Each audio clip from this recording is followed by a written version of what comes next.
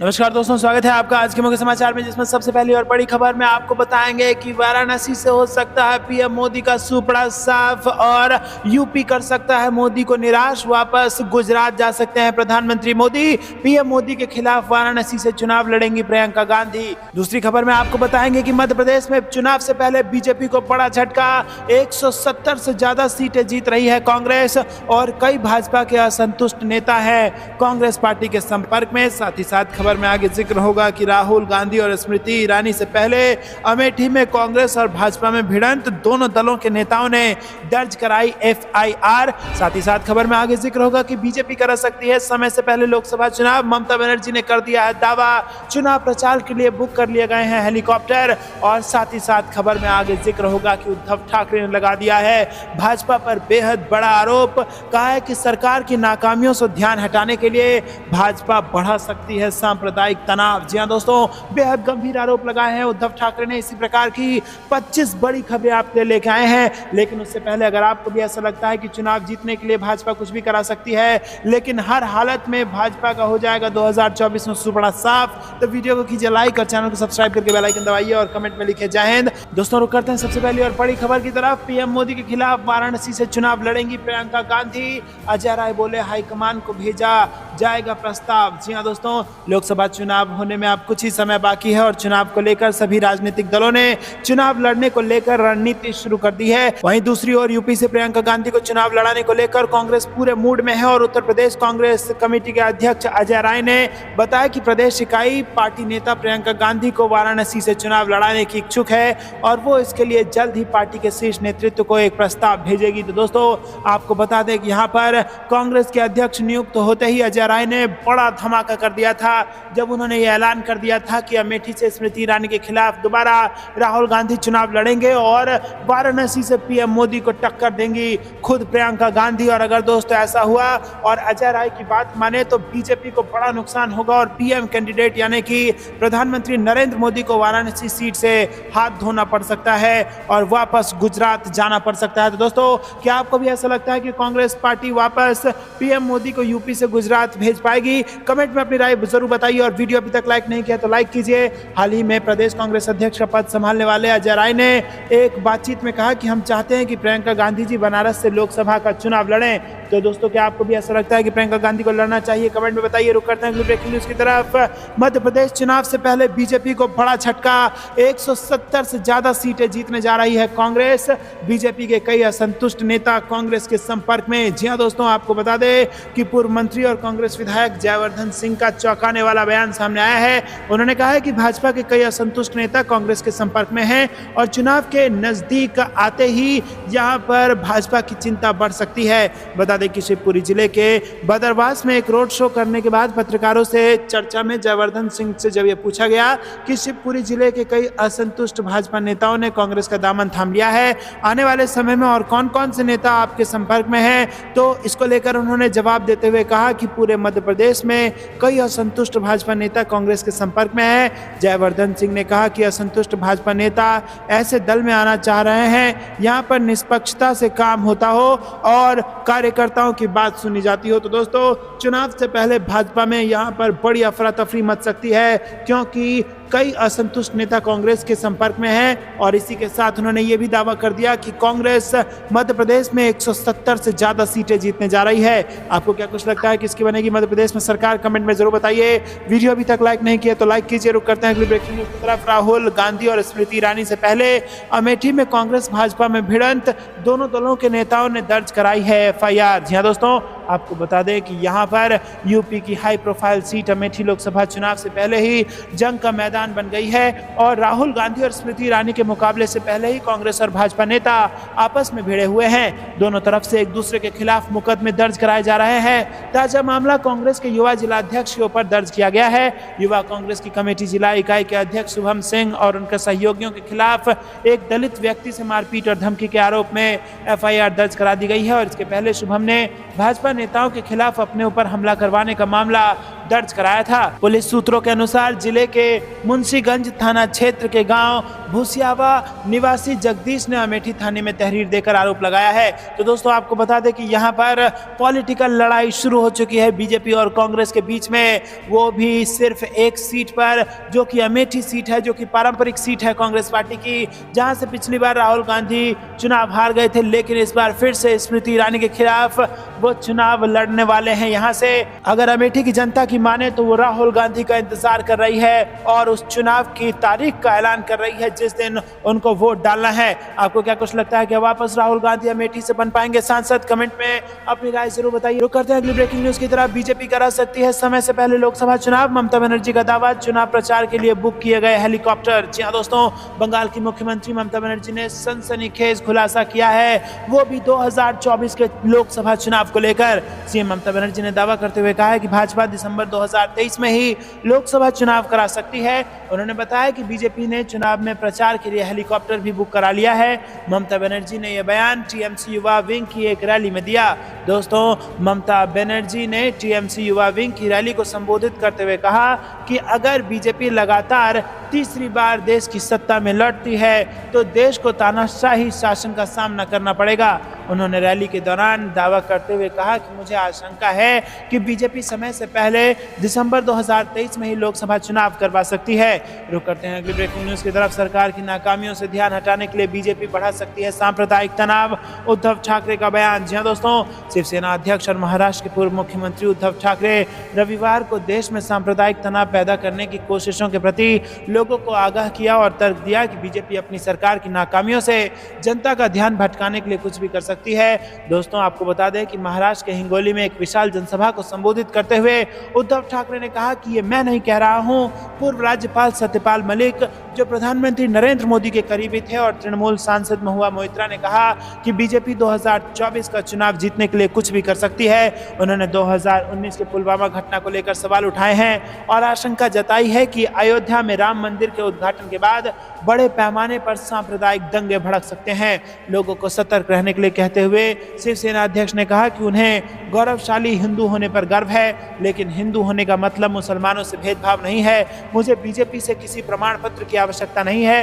वो कहते हैं कि मैं हिंदुत्व से भाग गया हूँ, गलत है ये। मैं मुसलमानों के खिलाफ नहीं हूँ, मैं देशद्रोहियों के खिलाफ हूँ। देशद्रोहियों को फांसी दे दो, लेकिन जय श्री राम का नारा आपको हिंदू नहीं बनाता। हिंदुओं के लिए नौकरियां आपने क्यों नहीं दी? उन्होंने बीजेपी पर हमला करते हुए आगे कहा कि आप कहते हैं कि सबका साथ सबका विकास, लेकिन सही मायने में तो आप सबको लात अपने दोस्त का विकास कर रहे हैं। आप सुनिश्चित करते हैं कि आपके दोस्तों को देश विदेश में सब कुछ मिले, कॉन्ट्रैक्ट मिले, कंपनियां, संसाधन सब कुछ मिले। आपके दोस्त आपके लिए सब कुछ हैं। रुक करते हैं अगली ब्रेकिंग न्यूज की तरफ, लेकिन उससे पहले दोस्तों अगर आप भी ऐसा मानते हैं कि देश में केवल 2 दोस्तों का ही विकास हो रहा है तो वीडियो लाइक करके अपना समर्थन दर्ज कराइए। रुक करते हैं अगली ब्रेकिंग न्यूज की तरफ। ये बदले की राजनीति नहीं, हम बस न्याय चाहते हैं, कोरोना में हुई मौत की जांच पर बोले उप मुख्यमंत्री डीके शिव कुमार। जी हां दोस्तों, कर्नाटक से ये बड़ी खबर आ रही है, जहां पर कोरोना काल में भाजपा सरकार के दौरान अस्पतालों में हुई कथित अनियमितताओं की कर्नाटक सरकार जांच कर रही है। कर्नाटक के डिप्टी सीएम डीके शिव कुमार का कहना है कि उनकी सरकार बदले की राजनीति नहीं कर रही है, वो बस चाहते हैं कि लोगों को न्याय मिले। वहीं दोस्तों आपको बता दें कि डीके शिव कुमार ने कहा कि कोरोना काल में ऑक्सीजन की कमी से 36 लोगों की मौत हुई थी, लेकिन तत्कालीन मंत्री ने कहा था कि सिर्फ 3 लोगों की मौत हुई है। क्या हमें इसकी जांच नहीं करनी चाहिए? स्टाफ के एक कर्मचारी को निलंबित नहीं किया गया और किसी को भी जवाबदेही तय नहीं की गई। रुक करते हैं अगली ब्रेकिंग न्यूज की तरफ।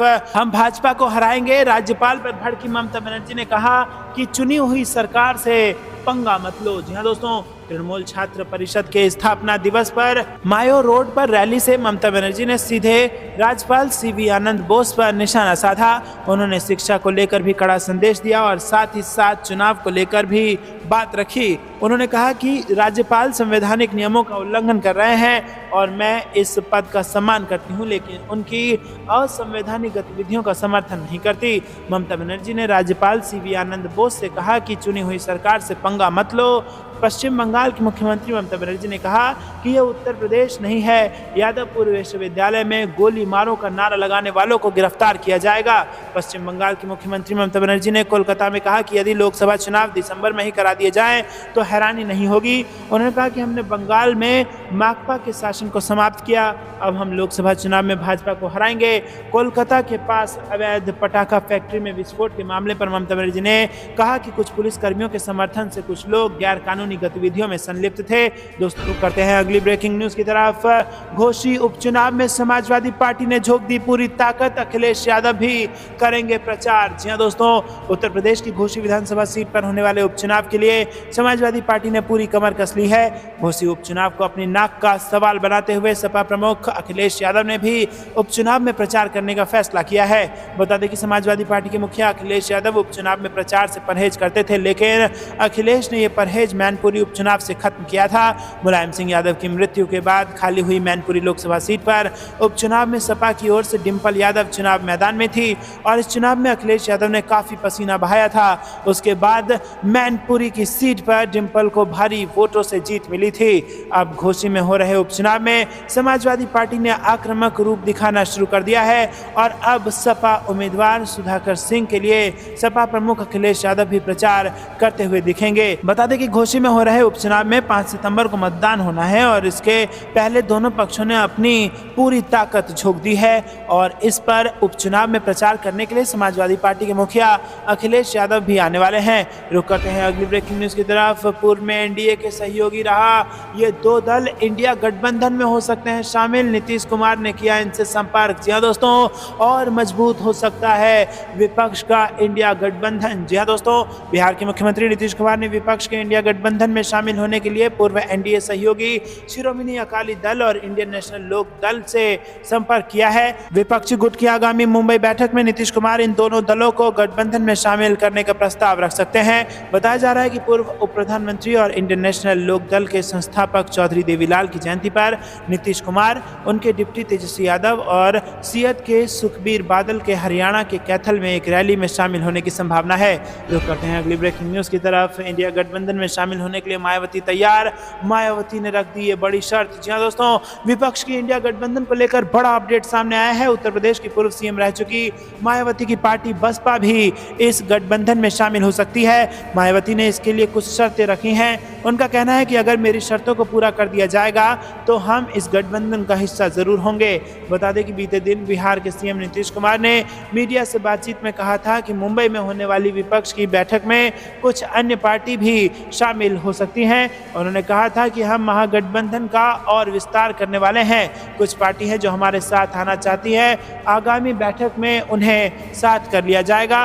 रुक करते हैं अगली ब्रेकिंग न्यूज की तरफ। महाराज के गढ़ में सेंध लगा रहे हैं राघवगढ़ के युवराज। चुनाव से पहले सिंधिया को झटका दे चुके हैं जयवर्धन सिंह। जी हाँ दोस्तों, आपको बता दें कि केंद्रीय मंत्री ज्योतिरादित्य सिंधिया में जयवर्धन सिंह सेंध लगाने में लगे हैं। दिग्विजय सिंह के बेटे जयवर्धन सिंह ने पिछले कुछ दिनों से शिवपुरी जिले में अपनी सक्रियता बढ़ा दी है। शिवपुरी जिले से गुना जिला लगा हुआ है और गुना जिले की राघवगढ़ सीट से जयवर्धन सिंह विधायक हैं। पूर्व मंत्री और कांग्रेस विधायक जयवर्धन सिंह लगातार शिवपुरी जिले में दौरे कर रहे हैं और भाजपा के असंतुष्ट नेताओं को तोड़ने में लगे हैं। पिछले दिनों उन्होंने कोलारस से भाजपा के असंतुष्ट नेता बैजनाथ सिंह यादव, रघुराज सिंह धाकड़ और जितेंद्र जैन गोटू को अपनी मौजूदगी में कांग्रेस में शामिल कराया था। रुक करते हैं ब्रेकिंग न्यूज की तरफ। कर्नाटक में अपना एक और वादा पूरा करने जा रही है कांग्रेस। 30 अगस्त को होगी गृह लक्ष्मी योजना की शुरुआत। जी हाँ दोस्तों, कर्नाटक की कांग्रेस सरकार अपना एक और वादा पूरा करने जा रही है। सिद्धारमैया सरकार 30 अगस्त को गृह लक्ष्मी योजना की शुरुआत करेगी।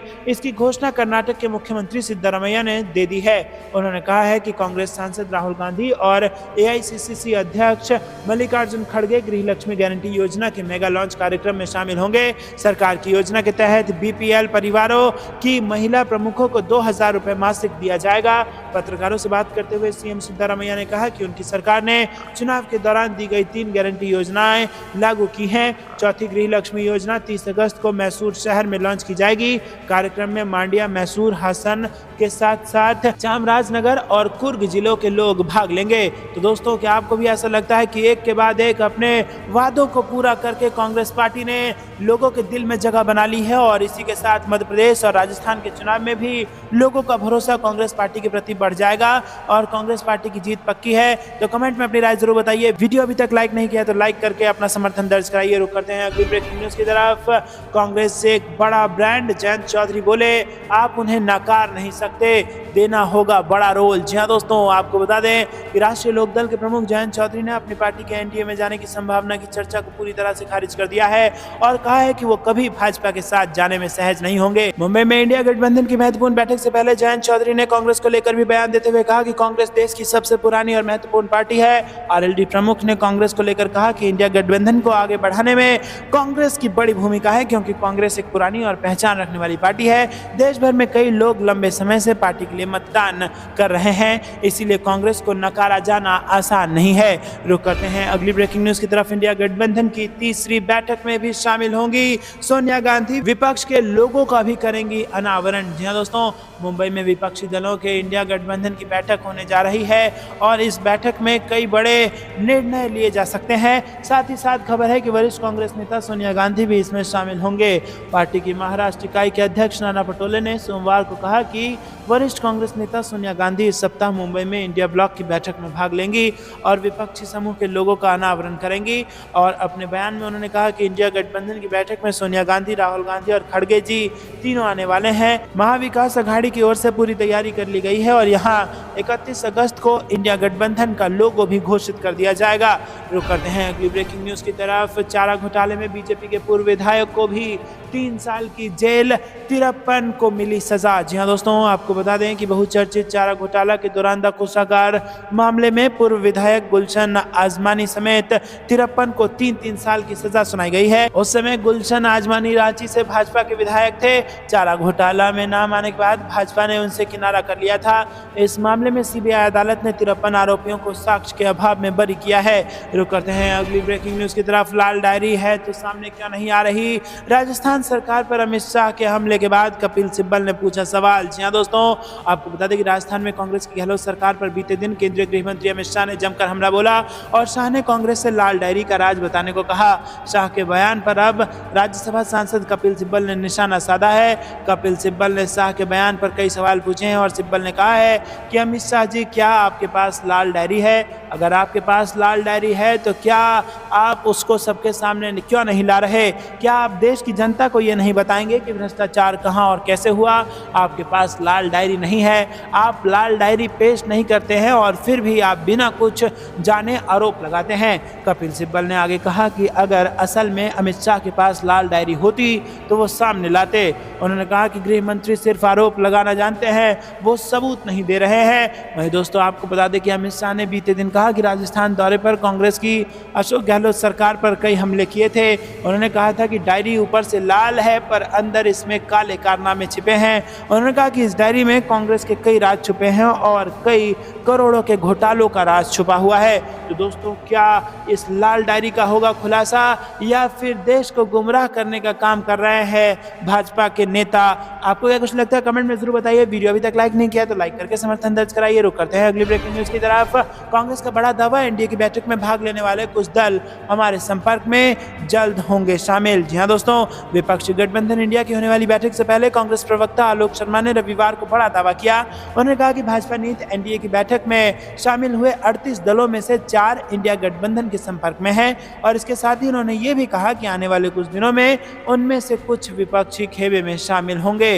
रुक करते हैं अगली ब्रेकिंग न्यूज की तरफ। 2024 चुनाव में क्या मुश्किलों में है बीजेपी? इन राज्यों में एनडीए को भारी नुकसान का अनुमान, सर्वे के नतीजे ने चौंका दी और बीजेपी की उड़ा दी नींद। जी हाँ दोस्तों, लोकसभा चुनाव 2024 के लिए दो गठबंधन के बीच कड़ा मुकाबला होने की उम्मीद जताई जा रही है और एनडीए पर विपक्षी इंडिया गठबंधन बढ़त बना पाएगी या नहीं, ये तो तो जनता 2024 में तय ही करेगी। लेकिन इससे पहले एक ताजा सर्वे में इंडिया एनडीए अलायंस की सीटों को लेकर आंकड़े सामने आ गए हैं। आंकड़े की माने तो बीजेपी की कई राज्यों में 2019 के मुकाबले सीटें कम हुई हैं, वहीं कई राज्यों में एनडीए को एक भी सीट नहीं मिल रही है। तो दोस्तों आपको बता दें कि राज्यों में एनडीए की जिन राज्यों में हार का अनुमान है वो कुछ बड़े राज्य हैं। आपको बता दें कि इंडिया टुडे सी वोटर ने 15 जुलाई से 14 अगस्त के बीच लोकसभा सीट को लेकर ये सर्वे किया था और सर्वे के मुताबिक एनडीए को तीसरी बार भी बहुमत मिलने का अनुमान लगाया गया है। लेकिन इसमें आपको बता दें कि 2 राज्यों में पूरी तरीके से सुपड़ा साफ, एक भी सीट नहीं जीत पाएगी भाजपा, और ये 2 राज्य हैं तमिलनाडु और केरल। जहां दोस्तों तमिलनाडु की 39 सीटों में से एक भी सीट नहीं जीत पाएगी भारतीय जनता पार्टी, और वहीं केरल की 20 की 20 सीटें विपक्षी गठबंधन इंडिया अलायंस के खाते में चली जाएगी और बीजेपी का सुपड़ा साफ दक्षिण भारत के इन 2 बड़े राज्यों से हो जाएगा। या दोस्तों आपको पता होगा कि जब कर्नाटक का चुनाव चल रहा था तो राजनीतिक पंडितों का यह मानना था कि Karnataka will be the doors of south India for BJP, यानी कि भारतीय जनता पार्टी के लिए कर्नाटक दक्षिण का द्वार होगा। लेकिन वो दक्षिण का द्वार बंद हो चुका है और कर्नाटक से जो उम्मीद बीजेपी को जगी थी वो अब बंद हो चुकी है और कर्नाटक से विधानसभा में सत्ता भाजपा वहां से खो चुकी है। लेकिन तमिलनाडु और केरल जहां पर लोकसभा चुनाव के जो इस वक्त सर्वे के नतीजे आए हैं, इन दोनों ही राज्यों में भाजपा का सुपड़ा साफ है। यानी कि दोस्तों आपको बता दें कि 59 सीटों पर तो कोई कंपटीशन ही नहीं है और यहां पूरी तरह से बीजेपी का सुपड़ा साफ है।